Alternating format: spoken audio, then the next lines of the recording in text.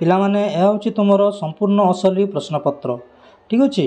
ଏହା ହେଉଛି ପ୍ରଥମ ସମାପ୍ତି ସୂଚକ ମାନ ନିର୍ଦ୍ଧାରଣ 2025। ଶ୍ରେଣୀ ହେଉଛି ପ୍ରଥମ, ବିଷୟ ହେଉଛି ଭାଷା ଓଡ଼ିଆ। ଶିକ୍ଷାର୍ଥୀଙ୍କ ନାମ, ପିଲାମାନେ ଏଇଠି ତୁମର ସମ୍ପୂର୍ଣ୍ଣ ନାମ ଲେଖିବ। ରୋଲ୍ ନମ୍ବର, ଏଇଠି ଲେଖିବ ତୁମର ରୋଲ୍ ନମ୍ବର। ଠିକ୍ ଅଛି। ତାପରେ ଏଇଠି ଲେଖିବ ତୁମର ବିଭାଗ, ତାପରେ ଏଇଠି ଲେଖିବ ତାରିଖ, ତୁମେ ଯେଉଁ ତାରିଖ ଦିନ ଏହି ପରୀକ୍ଷା ଦେଉଛ। ତାପରେ ଏଇଠି ଲେଖିବ ତୁମର ବିଦ୍ୟାଳୟର ନାମ, ତୁମର ସମ୍ପୂର୍ଣ୍ଣ ବିଦ୍ୟାଳୟର ନାମ ଏଇଠି ଲେଖିବ। ଠିକ୍ ଅଛି। ତାପରେ ଏଇଠି ଲେଖିବ ତୁମର ବ୍ଲକ, ତାପରେ ଏଇଠି ଲେଖିବ ତୁମର ଜିଲ୍ଲା। ଠିକ୍ ଅଛି। ପିଲାମାନେ ଏହା ହେଉଛି ତୁମର ଲିଖିତ ପରୀକ୍ଷା। ଠିକ୍ ଅଛି। ସମୟ ହେଉଛି 1 ଘଣ୍ଟା 30 ମିନିଟ୍। ପୃଷ୍ଠା ସଂଖ୍ୟା ହେଉଛି 2, ପ୍ରଶ୍ନ ସଂଖ୍ୟା ହେଉଛି 5 ଏବଂ ପୂର୍ଣ୍ଣ ସଂଖ୍ୟା ହେଉଛି 30। ମାତ୍ର 30 ମାର୍କରେ ଏହି ତୁମର ପରୀକ୍ଷା ଅଛି। ଠିକ୍ ଅଛି। ଦେଖିବା ପ୍ରଥମ ପ୍ରଶ୍ନ କ'ଣ ଅଛି। ପ୍ରତି ପ୍ରଶ୍ନର ମୂଲ୍ୟ ଡାହାଣ ପାଖରେ ଦିଆଯାଇଛି। ଠିକ୍ ଅଛି। ପ୍ରଶ୍ନ ତେବେ ଦେଖିବା ପ୍ରଥମ ପ୍ରଶ୍ନ କ'ଣ ଅଛି।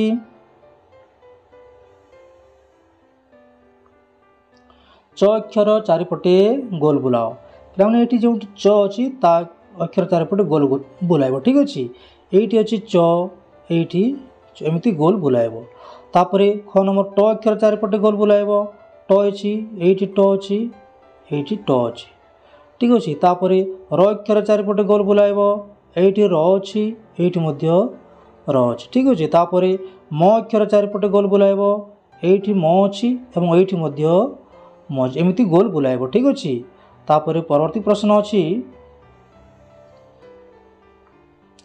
ଝ ଅକ୍ଷର ଚାରିପଟେ ଗୋଲ ବୁଲାଇବ। ଏମିତି ଗୋଲ ବୁଲାଇବ। ଏଇଠି ଝ ଅଛି, ଏଇଠି ଗୋଟିଏ ଝ ଅଛି। ଠିକ୍ ଅଛି। ତାପରେ ଦେଖିବା ପରବର୍ତ୍ତୀ ପ୍ରଶ୍ନ। ଚିତ୍ର ଦେଖି ଶୂନ୍ୟସ୍ଥାନ ପୂରଣ କର। ଠିକ୍ ଅଛି। ଏଇଠି ଡ୍ୟାସ୍ ଅଛି, କା ଅଛି, ତୁମେ ଏଇଠି ଲେଖିବ ମ, ତାପରେ ଏଇଠି ଲେଖିବ ପ, ଏଇଠି ଲେଖିବ ପଇଡ଼। ଠିକ୍ ଅଛି। ଆଉ ଗୋଟେ ପଇଡ଼ର ଚିତ୍ର। ତ ଏଇଠି ଲେଖିବ ଚପଲ, ଏଇଠି ଲେଖିବ ଚ, ଏଇଠି ଲେଖିବ ଟ, ଖଟ। ଠିକ୍ ଅଛି। ଏଇଠି ଲେଖିବ ଗ, ଗଛ। ଠିକ୍ ଅଛି। ତାପରେ ପରବର୍ତ୍ତୀ ପ୍ରଶ୍ନ। ଚିତ୍ର ଦେଖି ଚିତ୍ରର ନାମ ଲେଖ। ଏଇଠି ଲେଖିବ ମାନେ ଚକ, ଚକ ଲେଖିବ। ଠିକ୍ ଅଛି।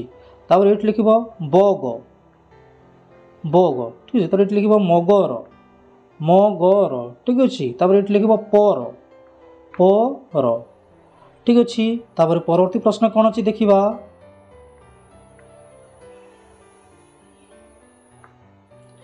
ସାରଣୀରୁ ଅକ୍ଷର ନେଇ ଶବ୍ଦ ଗଢ଼ ଆଉ ଲେଖ। ତୁମେ ଏଠି ଲେଖିବ ଚଟ,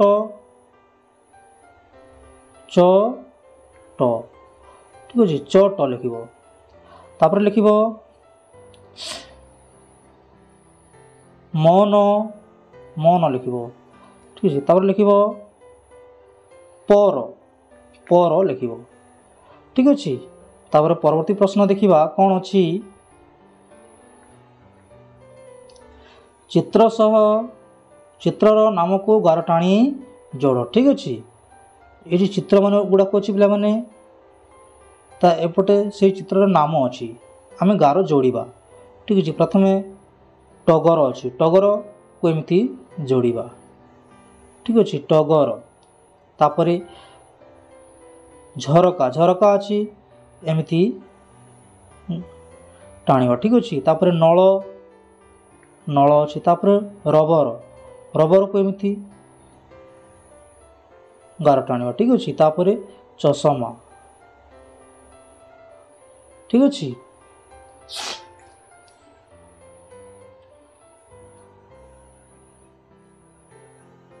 ଧନ୍ୟବାଦ ପିଲାମାନେ। ଭିଡ଼ିଓଟି କେମିତି ଲାଗିଲା ନିଶ୍ଚୟ କମେଣ୍ଟ କରିବ, ଲାଇକ୍ କରିବ ଏବଂ ସେୟାର କରିବ। ଠିକ୍ ଅଛି। ଧନ୍ୟବାଦ।